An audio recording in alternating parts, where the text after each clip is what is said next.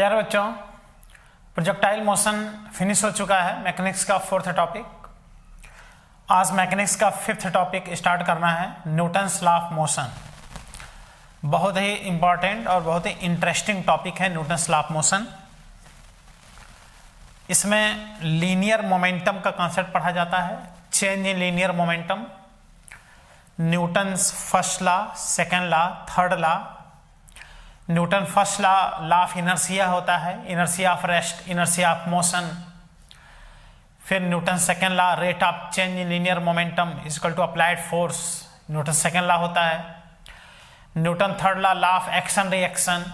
तो ये Newton's law of motion का एक सीरीज चलता है, first law, second law, third law. Very important. इस टॉपिक में इम्पल्स भी पढ़ेंगे। इम्पल्स बहुत इंपॉर्टेंट होता है।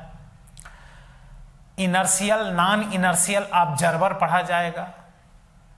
Inertial non inertial observer, inertial frame, non inertial frame,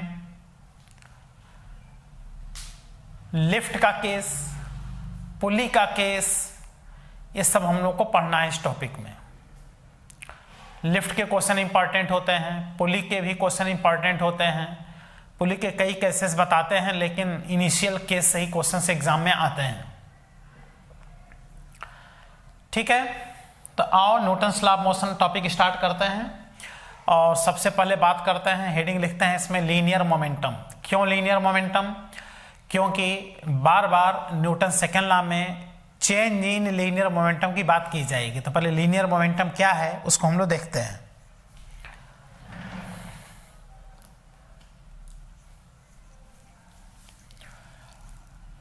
इसमें असाइनमेंट में इसमें भी पहले एनसीईआरटी है, फिर फर्स्ट लेवल है, फिर सेकेंड लेवल है। 3 लेवल इसमें भी दिया गया है, तीनों लेवल से क्वेश्चन कराएंगे।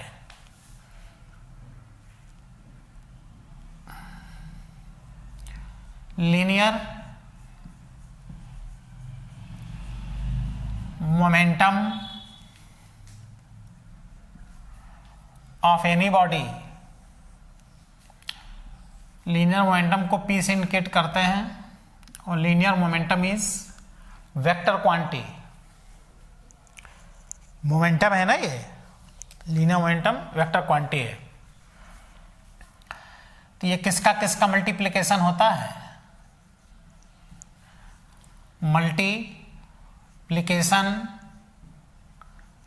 Of mass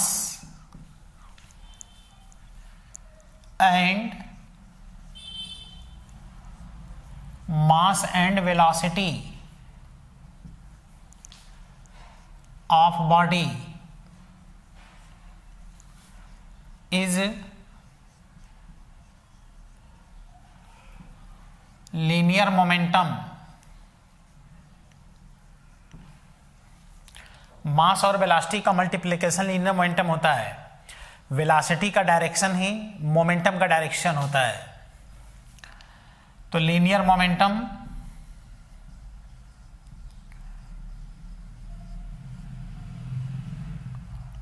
is equal to mass into velocity of body. Linear momentum P is equal to m into V।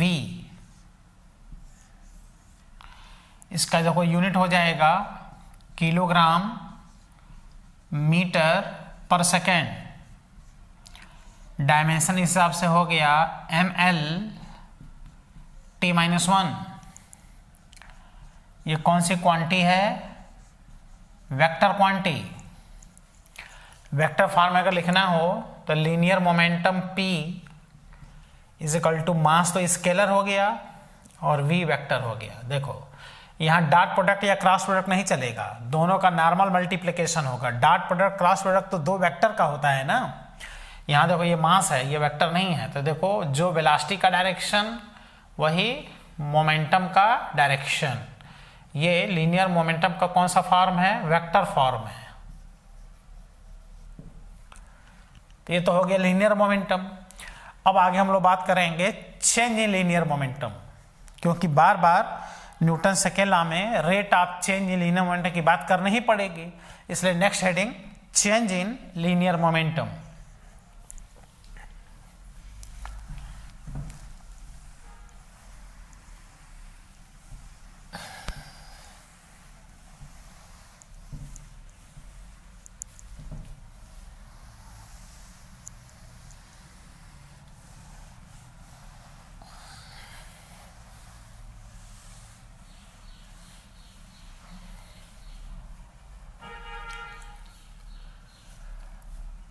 तो देखो नेक्स्ट हेडिंग है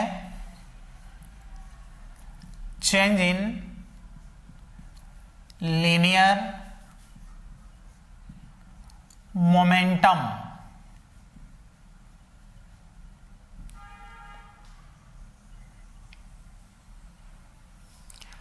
इसको डेल्टा पी से इंडिकेट करते हैं। देख लो, change in momentum is delta P. जैसे एक बॉडी मोशन कर रहा है, इसमें इसका मास m है, बाद में भी मास m ही रहेगा। ये इसकी इनिशियल वेलोसिटी u है, यहाँ पे इसकी फाइनल वेलोसिटी v है। तो यहाँ जो मोमेंटम होगा वो इनिशियल मोमेंटम होगा और यहाँ क्या होगा, फाइनल मोमेंटम होगा। तो चेंज मोमेंटम अगर निकालना है तो याद रखना, फाइनल मोमेंटम में से इनिशियल मोमेंटम क्या कर देना है, माइनस कर देना है। फाइनल मोमेंटम होगा कितना, mv, इनिशियल कितना होगा, mu। तो इस तरह से change momentum is equal to m bracket में v minus u is equal to m, और इसको कहेंगे चेंज इन वेलोसिटी। तो ये हो गया change in momentum, final minus initial. ठीक है, लेकिन ये तो इस तरह से तब न होगा जब बॉडी अपने डायरेक्शन को चेंज ना करे, सीधे एक ही स्ट्रेट लाइन में चले। अगर डायरेक्शन चेंज हो गया तो डायरेक्शन चेंज होने से भी मोमेंटम चेंज होगा, because momentum is vector quantity. तब इसको वेक्टर फॉर्म में देखना पड़ता है। ये विशेष ध्यान देना है, क्वेश्चन करते समय बताएंगे। देखो m v माइनस u, ये देखो ध्यान देना पड़ेगा, डायरेक्शन का पूरा ख्याल रखना पड़ेगा, क्योंकि वेलोसिटी चेंज होने से भी मोमेंटम चेंज होगा और डायरेक्शन चेंज होने से भी मोमेंटम चेंज होगा।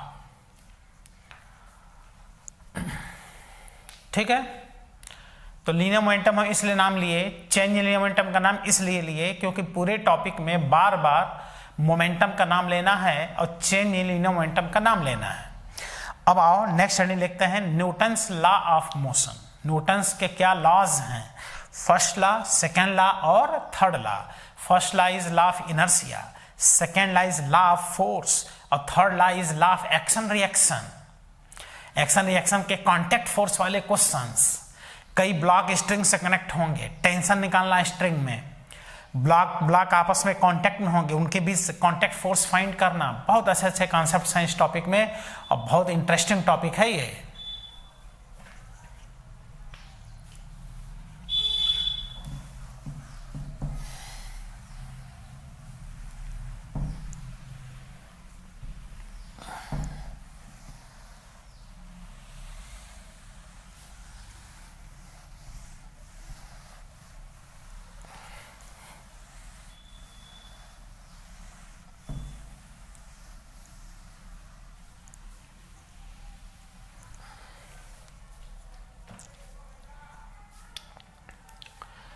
तो देखो नेक्स्ट हेडिंग न्यूटन्स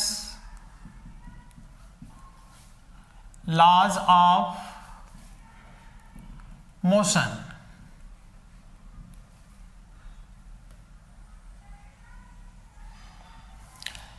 इसमें फर्स्ट, सेकेंड, थर्ड। तो सबसे पहले इसमें क्या पढ़ेंगे हम लोग, फर्स्ट लॉ, फिर सेकंड पढ़ेंगे सेकंड लॉ, इसके बाद हम लोग पढ़ेंगे थर्ड लॉ।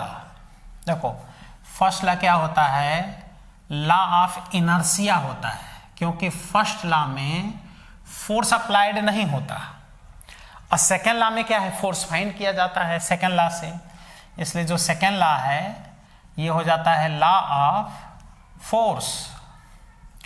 और जो थर्ड लॉ होता है, जब फोर्स लगेगा तो उसको बोलेंगे एक्शन, और नेचर का रूल है कि ईच एक्शन का क्या होता है, रिएक्शन, इसलिए third law is law of action and reaction. Clear हो गया? तो ये तीनों पढ़ना है। फर्स्ट लॉ पढ़ेंगे, फिर सेकंड लॉ पढ़ेंगे, सेकंड लॉ से बाद से थर्ड लॉ तुरंत ना पढ़ के पहले इम्पल्स पढ़ लेंगे सेकंड लॉ के बाद से, जब इम्पल्स पढ़ लेंगे तब जाकर के थर्ड लॉ पढ़ेंगे। ठीक है, तो अभी हम हेडिंग लिखने चल रहे हैं न्यूटन्स फर्स्ट लॉ।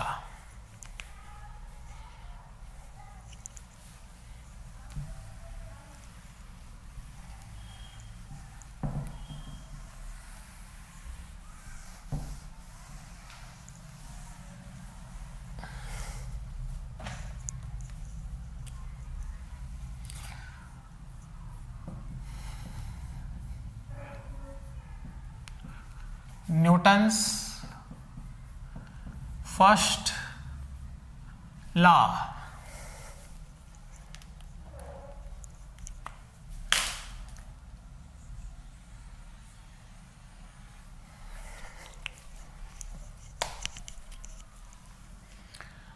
क्या कहा जाता है इसको, लॉ ऑफ इनर्शिया।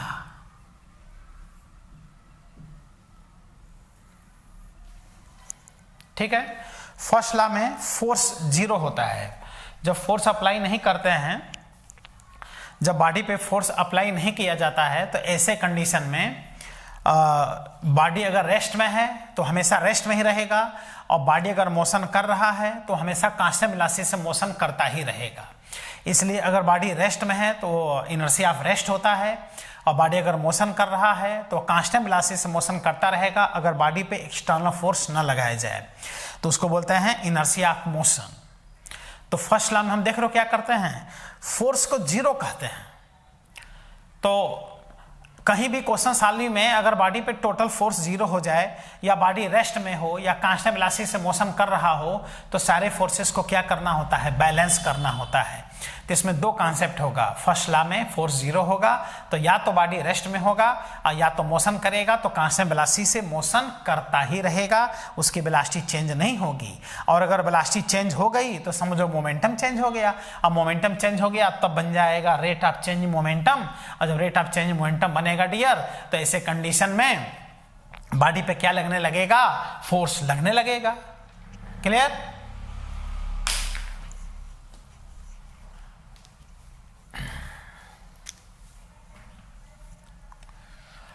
तो फर्स्ट लॉ में, Newton's first law, inertia of rest, inertia of rest क्या कहता है, inertia of rest, if external force on a body is zero, that is external force on a body is not applied, body पर external force न लगाया जाए, यानी body पे force क्या हो, जीरो हो। और बॉडी किस में है, अगर रेस्ट में, तो बॉडी हमेशा किस में पड़ा रहेगा, रेस्ट में। रेस्ट की इनर्शिया उसकी चेंज नहीं होगी। जैसे हम लोग बस में बैठे रहते हैं, बस एक बैग चल देती है, जैसे बस चलती है हम लोग पीछे की तरफ गिर जाते हैं, क्योंकि बस तो चल दी लेकिन हम लोग का बॉडी चला नहीं, फोर्स तो लगा बस पर, हम लोग ऊपर तो कोई फोर्स लगा नहीं, इसलिए हम लोग पीछे की तरफ गिर जाते हैं, रेस्ट पोजीशन बनाए रखने का प्रयास करते हैं। फिर बस अगर लगातार चल रही है और हम लोग सीट पर बैठे हैं तो हम लोग मोशन में हैं, मोशन की इनर्शिया है, और एकाएक बस पे अगर ब्रेक लगा दिया जाए तो ब्रेक तो लगा बस पर ना, फोर्स तो बस पर लगा, हम लोग ऊपर तो लगा नहीं, इसलिए हम लोग आगे की तरफ गिर जाते हैं, मोशन बनाए रखने का प्रयास करते हैं। ये है dear inertia, inertia of rest and inertia of motion, that is force is zero and body is in rest, then body always remains in rest. Body हमेशा किस में पड़ा रहेगा? रेस्ट में पड़ा रहेगा. फिर देखो इनर्शिया ऑफ मोशन.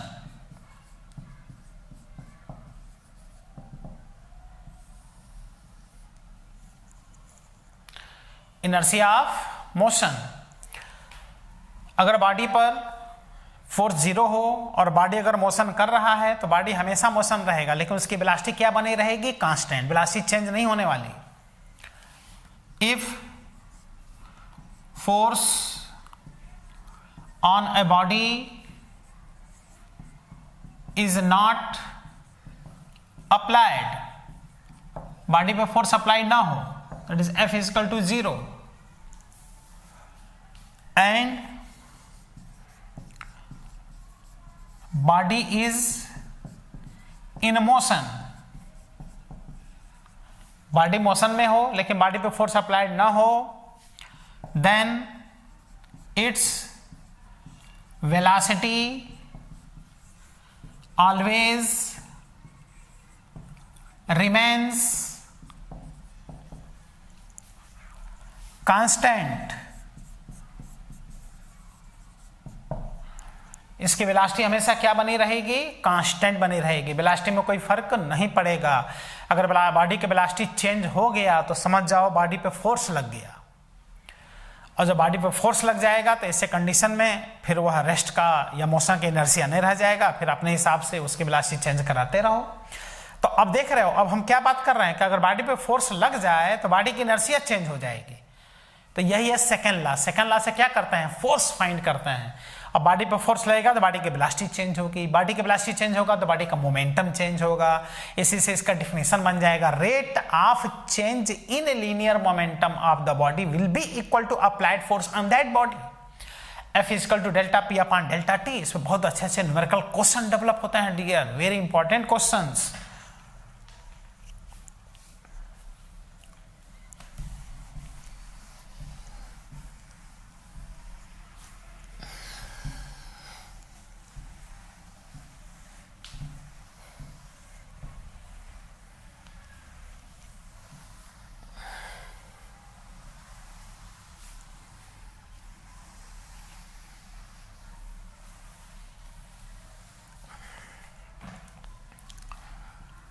तो next heading, Newton's second law.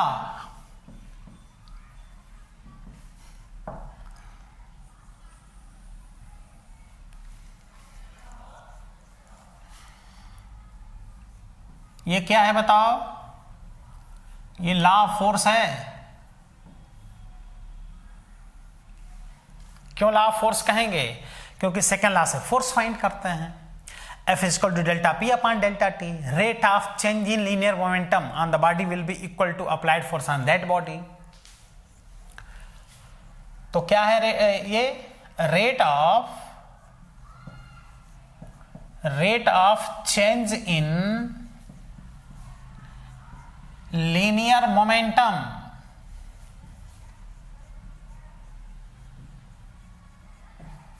of body will be equal to applied force on that body. देख रहे हो?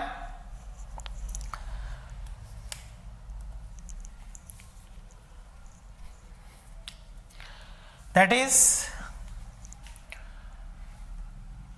F is equal to force is equal to rate of change in linear momentum F is equal to delta P upon delta T।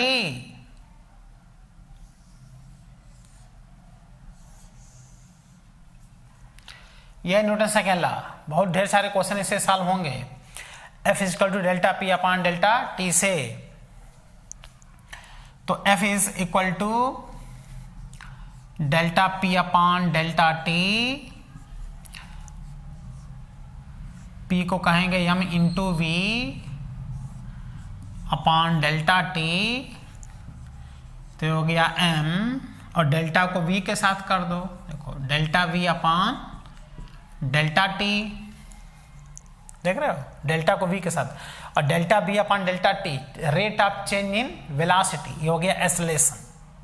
बोलो, acceleration होने के कारण ये हो गया मास इनटू एक्सेलरेशन। देखो न्यूटन सेकेंड लॉ से ही F is equal to m into A आ जाता है। तो सब लोग जानते हो force is equal to mass into acceleration.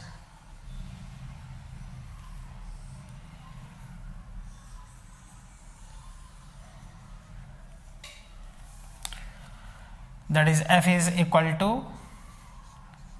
m into a, F is equal to m into a, force is equal to mass into acceleration।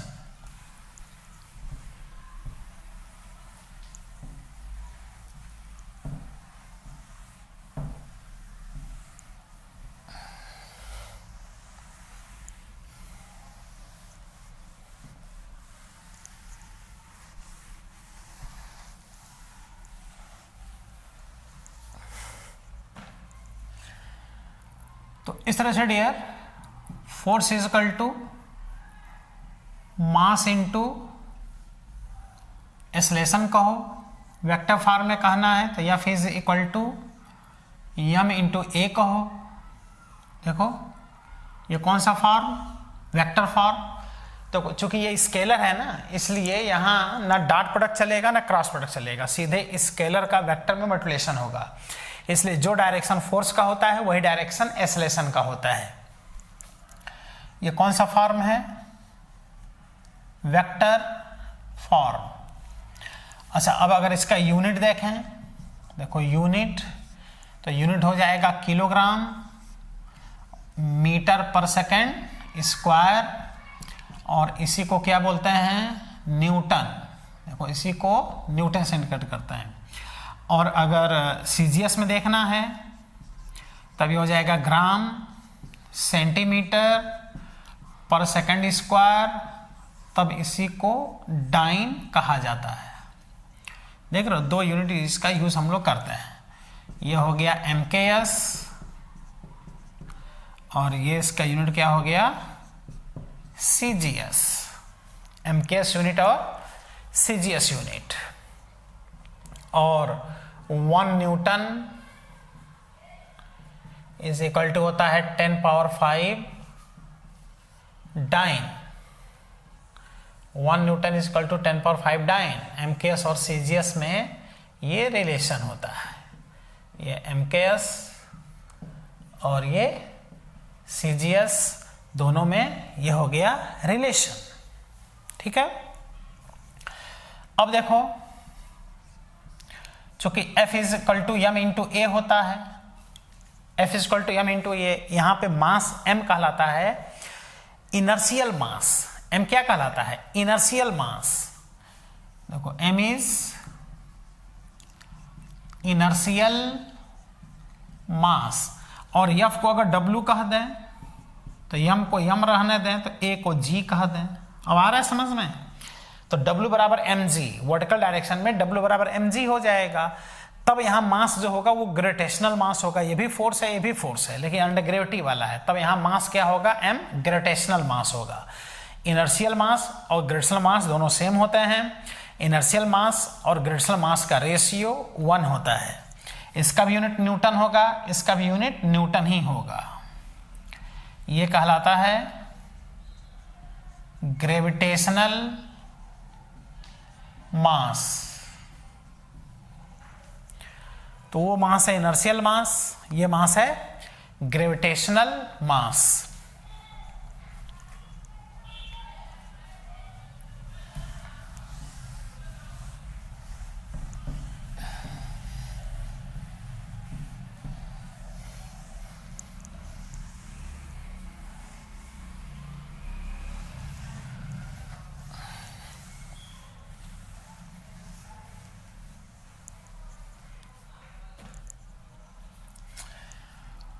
Again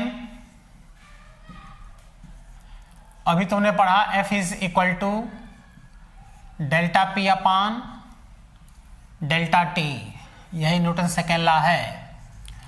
vector form में देखें तो F is equal to delta P upon delta T, ये देखो vector form में हो गया। और मान लो अगर linear momentum is the function of time, अगर लीनियर मोमेंटम टाइम का फंक्शन देख के तब फोर्स पूछे तो तब इसी को डिफरेंशिएशन कैलकुलस में कन्वर्ट कर दिया जाता है। तो F को लिखा जाता है dP अपान dt। इस पर क्वेश्चन कराएंगे तब डिफरेंशिएट करके क्वेश्चन को सॉल्व किया जाता है। जब लीनियर मोमेंटम टाइम का फंक्शन होगा तो लीनियर मोमेंटम के फंक्शन को टाइम के रिस्पेक्ट में डिफरेंशिएट कर दो तो फोर्स आ जाता है। तो ये रहा न्यूटन सेकंड लॉ। लेकिन न्यूटन सेकंड लॉ पे अगर क्वेश्चन करना है तो कुछ स्पेशल केस इसमें देखने पड़ेंगे। तो थोड़ा स्पेशल केस इस पे बता दे रहे हैं जिससे कि इस पे क्वेश्चन हम लोग सॉल्व करें तो आसानी से क्वेश्चन क्या हो जाए, सॉल्व हो जाए।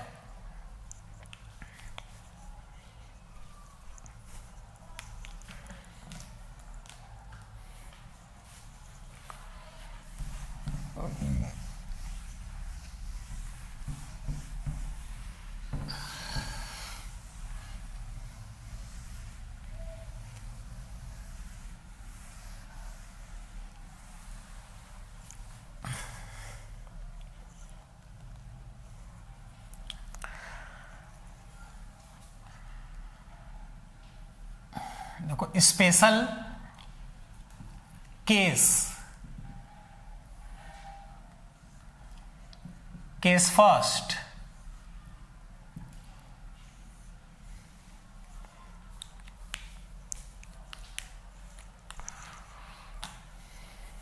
ठीक है। स्पेशल केस में केस फर्स्ट की बात करें तो केस फर्स्ट में क्या है कि एक बॉडी इस तरह से m मास है, यहां भी इसका मास m ही है, यहां इसकी वेलोसिटी u है, यहां इसकी वेलोसिटी v है, यहां से यहां तक जाने में इसको डेल्टा t टाइम लग रहा है। तो बॉडी पे फोर्स लग रहा है, इसी की वजह से इसकी वेलोसिटी चेंज हो रहा है, लेकिन डायरेक्शन चेंज नहीं हो रहा है। ध्यान दो, यहां डायरेक्शन चेंज नहीं हो रहा है, लेकिन मैक्सिमम क्वेश्चन जो आपसे पूछता है, बेटा आप लोग से जो क्वेश्चन पूछता है उसमें डायरेक्शन चेंज करता है। ऐसे बॉडी टकराएगा फिर वापस हो जाएगा, इतने डिग्री पे टकराएगा फिर इतने डिग्री वापस हो जाए, इस टाइप के क्वेश्चन पूछेगा। तो स्पेशल केस में सब बता रहे हैं। तो यहां अगर फोर्स फाइंड करना है तो डायरेक्शन का ध्यान नहीं देना है, सीधे delta P upon delta T final momentum mb initial momentum mu upon delta T equal to m v minus u upon delta T equal to m into change in velocity upon delta T। देखो बस हमने magnitude हमने use किया, कहीं direction use नहीं किया, क्योंकि direction change हो ही नहीं रहा है, बॉडी एक ही डायरेक्शन में मोशन कर रहा है। तो यहाँ तो देखो हम लोग क्वेश्चन इस तरह से सॉल्व कर सकते हैं, कहीं कोई दिक्कत नहीं है। ठीक, अब बात करते हैं केस नंबर सेकंड की। केस नंबर सेकंड में क्या होगा कि एक बॉडी ऐसे टकराएगा वॉल पे और उसके बाद से वापस हो जाएगा। ये कॉन्सेप्ट आओ देखते हैं, इस टाइप के क्वेश्चन डेवलप होंगे। Case number second,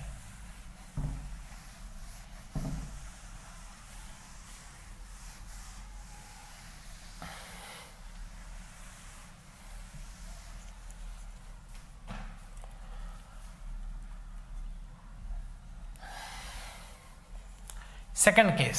second case में देखो क्या है कि बॉडी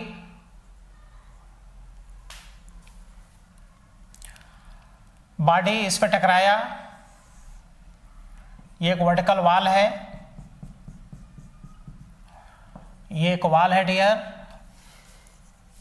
देख रहे हो, बॉडी इस पे टकराया इस तरह से, उस बाद से वापस हो गया। ठीक है, और यहां बना लेते हैं बॉडी ऐसे टकराया, m मास का बॉडी u स्पीड से और डेल्टा T इसके कांटेक्ट में रहा। टकराया तो कुछ सेकंड तक तो कांटेक्ट में रहेगा, फिर वापस होगा। उसके बाद से वो बॉडी क्या हो गया, वापस हो गया, u स्पीड से ही वापस हो गया।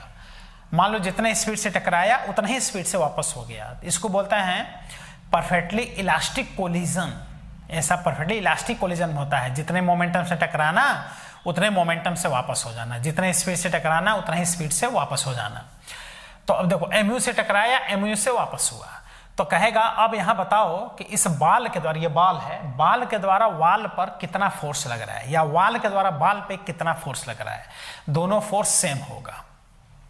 तो देखो अब यहां डायरेक्शन का हेल्प लेना पड़ेगा। क्यों डायरेक्शन का हेल्प लेना पड़ेगा? क्योंकि डियर यहां डायरेक्शन चेंज हो रहा है। देखो इधर टकरा रहा है, इधर वापस हो रहा है। तो आप पहले समझाते हैं, फिर डायरेक्ट समझा देते हैं, लिखना नहीं है, पहले समझाते हैं फिर डायरेक्ट लिखते हैं। F is equal to delta P upon delta T. अब कहना पड़ेगा, लेकिन डायरेक्शन का ख्याल अब रखना पड़ेगा, लिखना नहीं है, बस समझना है। डायरेक्शन का ख्याल रखना मतलब टकराना फिर वापस होना। तो देखो इसको अगर आई कैप मानोगे तो वापस होने को क्या मानोगे, माइनस आई कैप। तो देखो फाइनल कितना है, P final minus P initial upon delta T.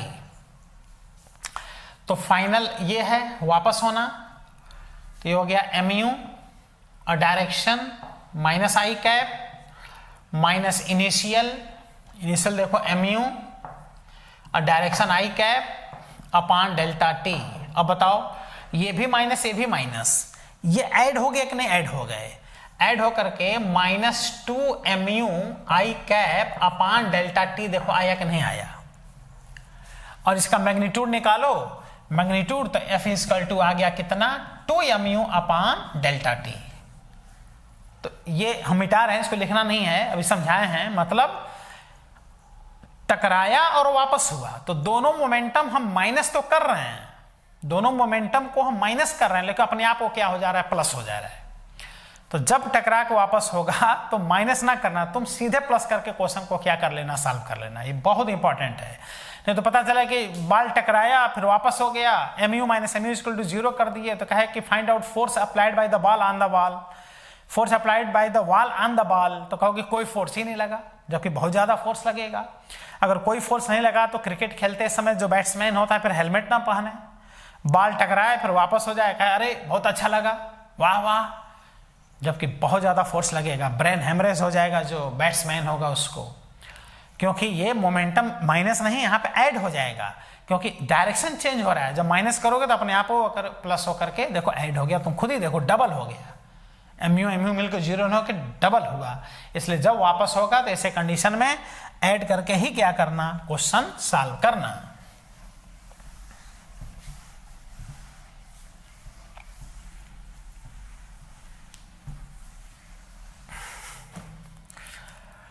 तो बताओ यहां जो फोर्स लगेगा delta P upon delta T, mu और mu ये माइनस नहीं होगा, बल्कि माइनस हमने किया है, लेकिन कॉन्सेप्ट ये हुआ कि एडिशन हो गया।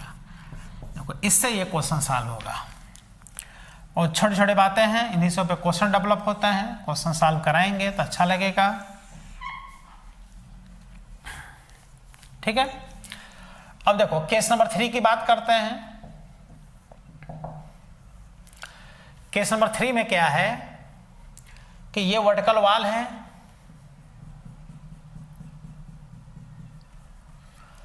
वर्टिकल वॉल और एक बॉडी इस पे टकराया, m मास का बॉडी,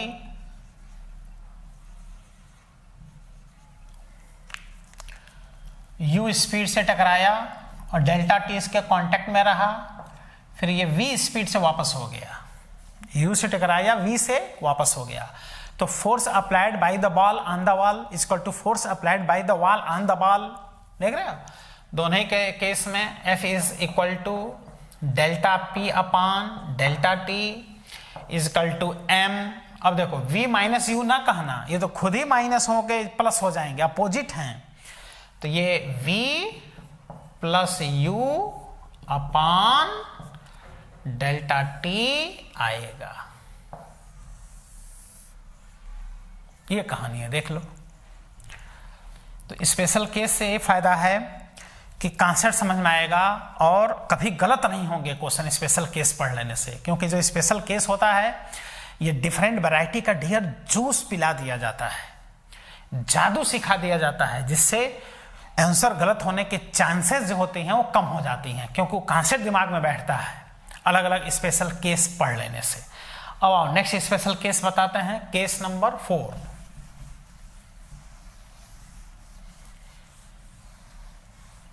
फिर इस पे क्वेश्चन कर लेंगे। Case number Newton second law finish हो जाएगा, जो क्वेश्चन कर लेंगे उसके बाद से इम्पल्स पढ़ा जाएगा।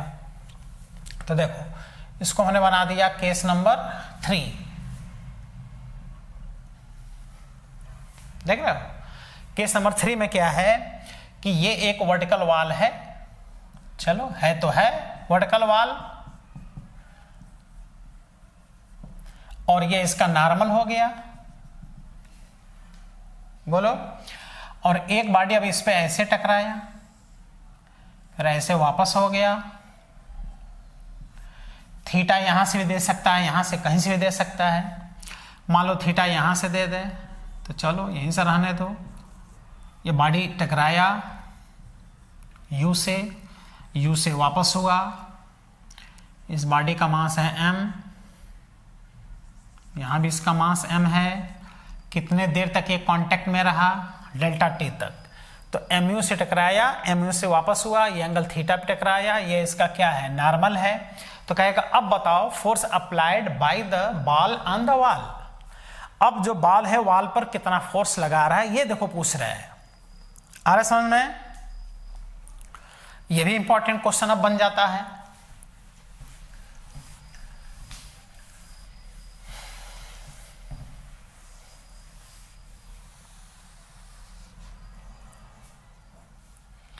तो ऐसा में अब क्या करेंगे, इस मोमेंटम का कंपोनेंट ले लेंगे। क्या लिया जाएगा डियर, कंपोनेंट। आओ देखो mu का थीटा से लगा हुआ कंपोनेंट, देखो mu ऐसे है तो एक बनेगा हॉरिजॉन्टल कंपोनेंट, एक बनेगा वर्टिकल कंपोनेंट, दो कंपोनेंट इसके बनेंगे। तो इसका एक ऐसे बनेगा हॉरिजॉन्टल और एक वर्टिकल, दो कंपोनेंट इसके इस तरह से बन जाएंगे डियर। तो देखो एक इसका बनेगा ऐसे हॉरिजॉन्टल कंपोनेंट और एक बनेगा वर्टिकल कंपोनेंट, ये ऐसे है ना, तो ऐसे और ऐसे। फिर इसका भी देखो, इसका एक ऐसे हॉरिजॉन्टल और एक वर्टिकल, दो कंपोनेंट इसके बन जाएंगे। अच्छा ये थीटा है तो ये भी कितना हो गया थीटा, ये एंगल थीटा है, तो ये लाइन पैरेलल ये है, तो ये भी एंगल देखो थीटा हो गया। अब तुम ये देखो कि mu का थीटा से लगा हुआ जो कंपोनेंट होगा ये हो गया mu cos थीटा, थीटा से लगा हुआ कंपोनेंट cos में जाता है, तो ये हो जाएगा mu sin थीटा। फिर इस mu का इधर वाला कंपोनेंट mu cos थीटा, इधर वाला कंपोनेंट mu sin थीटा।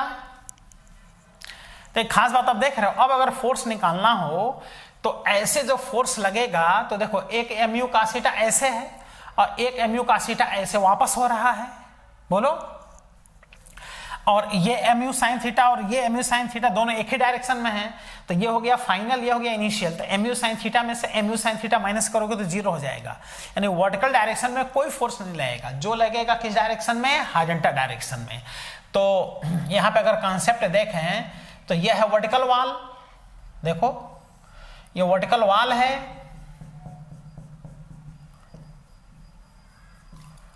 और इस तरह से ये mu cos थीटा इस तरह से है, देखो ऐसे है mu cos थीटा, और ये mu cos थीटा इधर है ना अपोजिट, और ये हो गया कितना डेल्टा टी।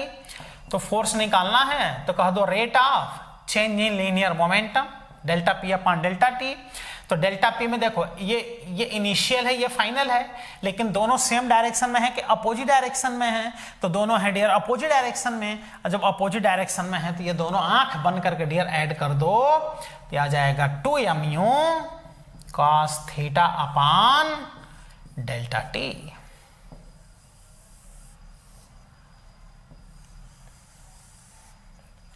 जब इंक्लाइंड होगा तो एंगल अगर यहां से दिया है नॉर्मल से, तो ये देखो mu cos theta 2mu cos theta में जाएगा। ये कहानी है।